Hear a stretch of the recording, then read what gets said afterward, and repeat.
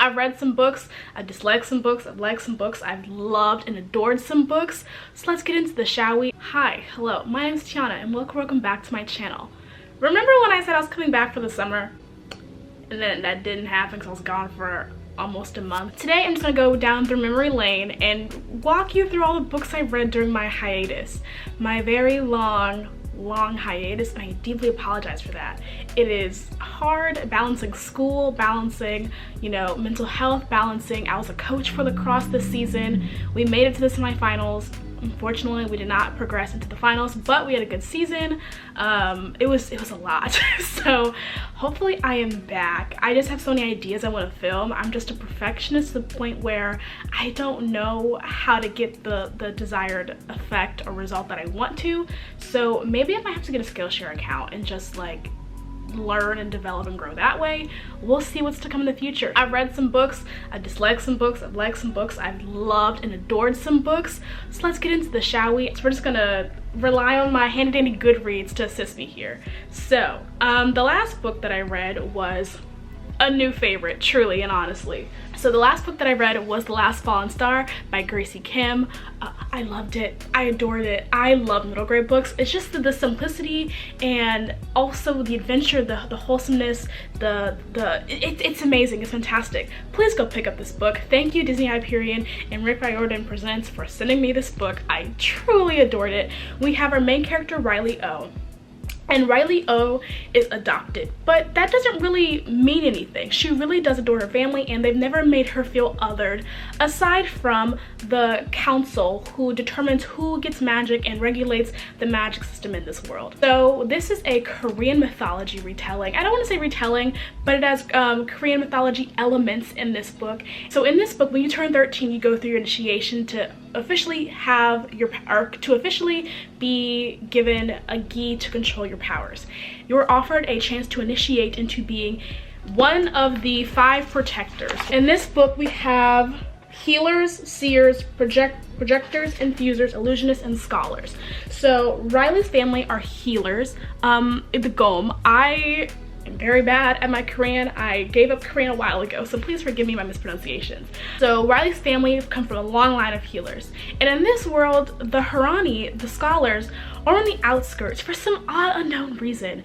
And we get to explore the whimsical elements of the Korean mythology in this world. We get to know what shining bright and being who yourself is in this book, and I truly did adore it. Please go pick this up.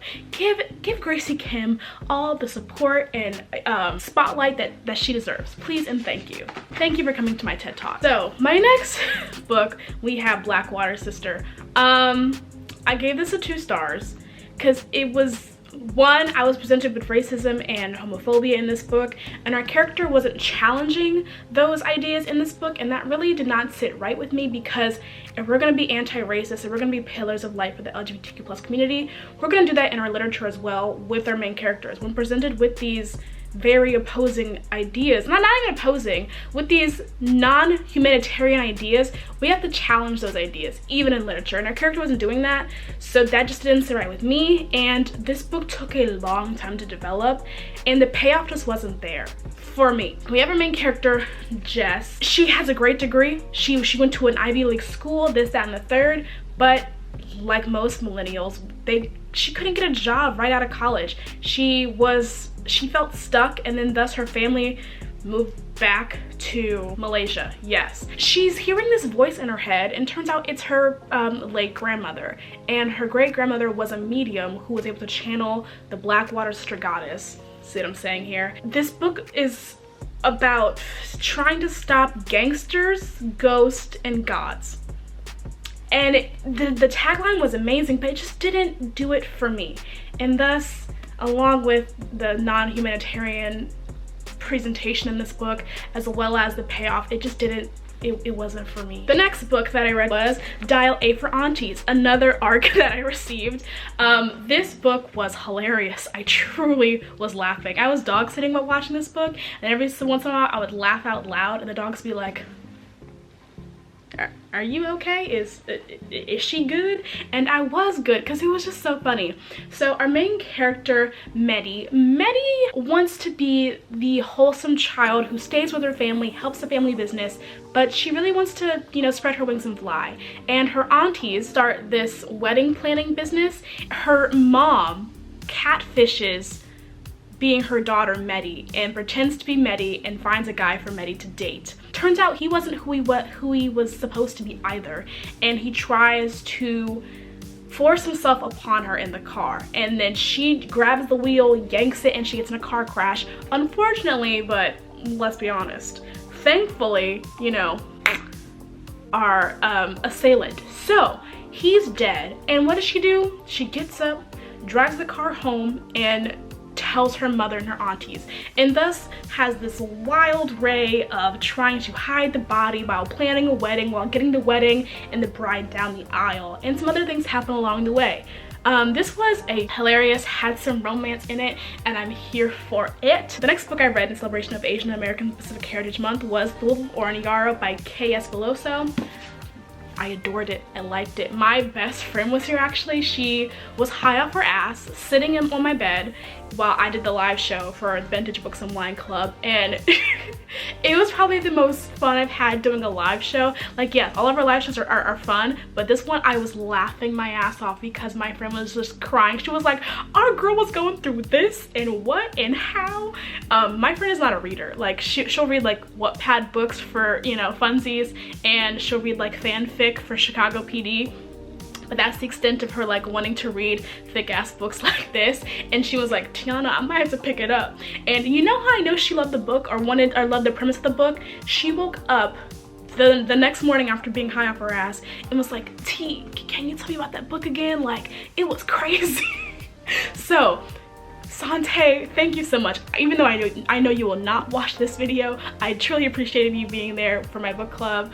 It was a grand old time. So we follow our main queen in this book, Talien. Talien is a 27-year-old queen, mother, wife, but her husband left. I know, I was disappointed but not surprised as well. And he sends her a letter 5 years later saying, hey, let's have a meeting. We need to discuss some shit. And I'm like, sir, what right do you have to come in here and act like you own the damn place and request a meeting from me? Hell no. So of course Talien goes, and against to what her counsel said. So when she leaves, no one really knows that she left, which is important because girl was gone for about 4 months to a year. Just like tragedy and grief and so much happened in this book for the setup of this trilogy. My book club and we are doing more live shows for this series, so Sante, if you're watching this, you can come join us. I'll leave the dates down in the description box when we're gonna do it and where the live show will be at, so if you're interested, come join us. I gave this a 3.75 stars out of 5 stars only because it is an epic fantasy and I wasn't used to how long and how detailed this can be. And also while I read this, someone pissed me off, so maybe that took away from my reading experience, but it also added to it. So I will see, you'll probably see a video from me on a trilogy review because I loved it. We're excited. I interviewed the author. The interview will be on Blake's channel. I'll link it down below when it's up. And I asked her, did you ever feel yourself crying or needing to like recollect yourself while writing the series? And she said no, but in the third one, yeah. So I'm mentally preparing myself for the third book. Wish me luck. The next book, These Violent Delights by Chloe Gong. I started this in November or October, whenever this book came out. That's when I bought it and it came to my house and I started reading it.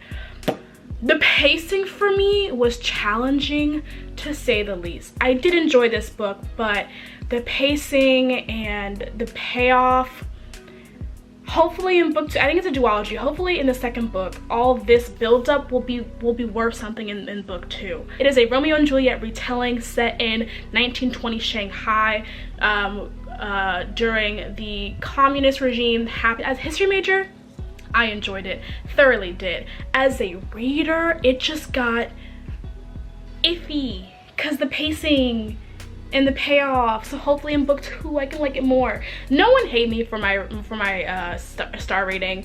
I was looking at the reviews on Goodreads and I felt valid in my review.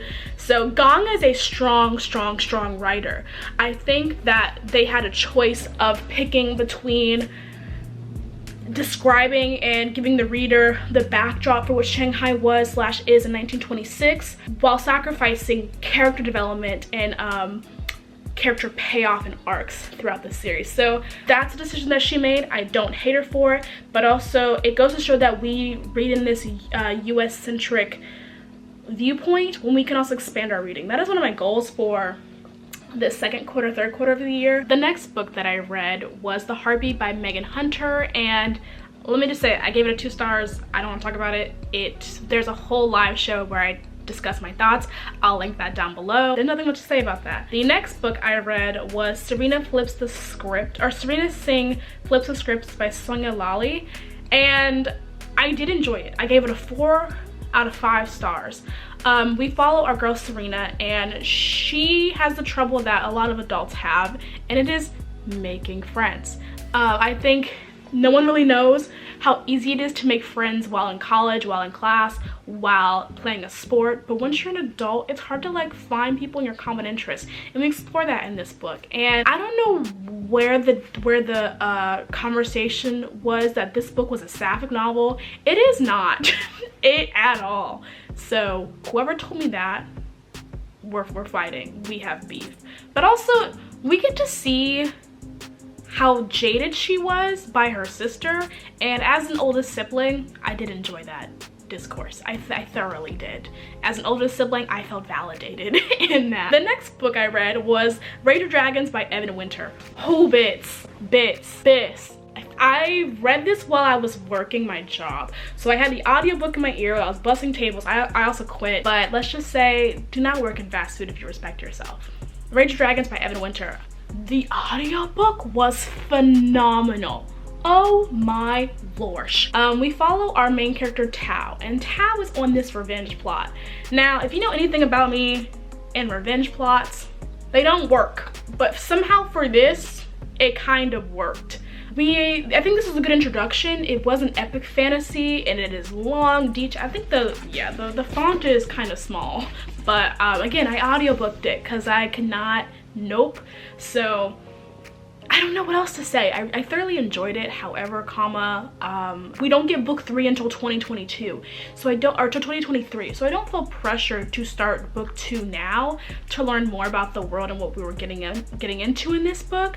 But there was a bathtub scene. That was my car listening to the scene, and I was just like, are y'all hearing this? Because I'm hearing this, and it was chef's kiss. Did what was required, and I was here for it. I don't know what else I can say about this book because it is a good introduction to the world. I just need Evan Winter to, you know, crank out some more so I can like binge. I'm a binge reader. I don't just read in segments. I need to binge the whole series in one go. And if you're looking at me being a hypocrite about my Keep the Lost Cities videos, mind yours, okay? If you know, you know. I'm on the cover of Legendborn. This book is the Coretta Scott Award-winning novel, and it also got nominated for like several other awards and counting. Tracy Deonn truly did this. As someone who grew up in the South, as someone who was able to, you know where Bree was throughout this book, thoroughly enjoyed it. Yes, I did predict the ending. Why? Because I am stupid like that. And we follow our main character Bree, and this is a YA. So whereas it is on the college campus of Chapel Hill, she's 16. This is a YA. Do not mistake it for adult or new adult. It's definitely YA. And we have this lovely love octagon that I will not speak too much on, but please go read this. This is an Arthurian Pendragon retelling. I love Merlin. I love Avalon High. So this was fun for me. I thoroughly enjoyed it. I think book 2 is coming out in next fall, next October. So you have time. Or if you want to wait in October and just binge read it, totally respect that decision too. I see a lot of books coming out with this, and I see a TV show in our future, maybe by Netflix, but we know how Netflix likes to adult things up, so hopefully Disney Plus can take it over and make it nice. Up next we have You Deserve Each Other by Sarah Hogel. After speaking to Mina Reeds about this book, I am willing to give this a, what did I give it on Goodreads?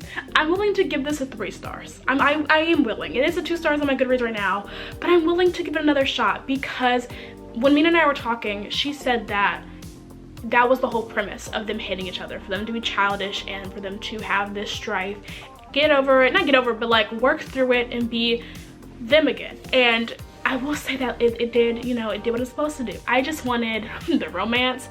You have to have the bad days to have some good days. You can't have a rainbow without some rain. So I'm willing to give it a 3 stars, okay? Okay. Last but certainly not least, we have Raybear by Jordan Ifueko. I have some issues with this book because I don't know if this book was meant to be YA, new adult, or adult fantasy. I am in the belief that these characters deal with a lot of sexual trauma because they're seeing these adults having sex. They can't consent to that.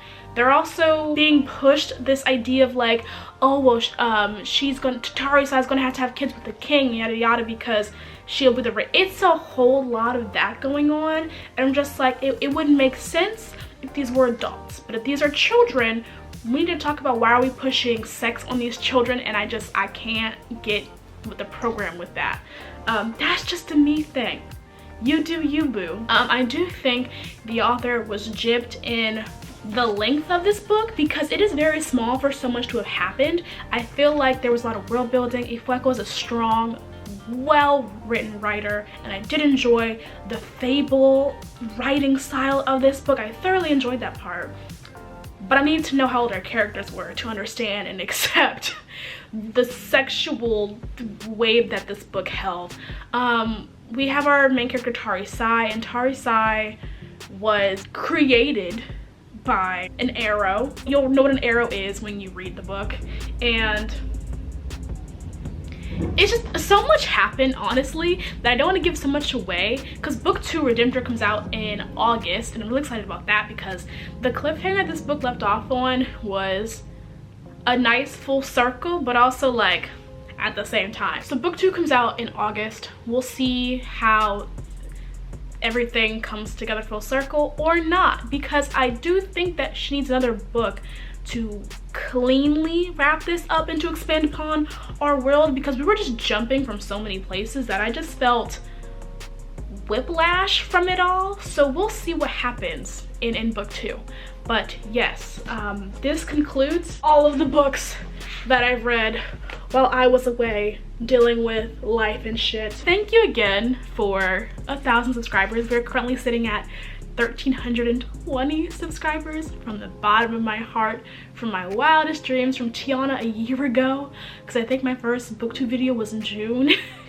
Thank you so much. I greatly appreciate it. Anything you need to know, well, or anything I'm doing, and the links that I said I'd mention are in the description box. You can find me on Goodreads, Bookstagram, Twitter. Have a question, drop it down in the comments. I will say, I don't like sharing my age on the internet, so please stop asking me how old I am. That's just a me thing. If you have any video ideas or books I want to cover, let me know in the comments as well. And the video that you all came here for, or this channel per se, is coming soon. I want to read it another time before I can give you my full thoughts on the book. Again, thank you so much for stopping by and sitting and chatting with me for a bit. I will catch you in the next one. Bye.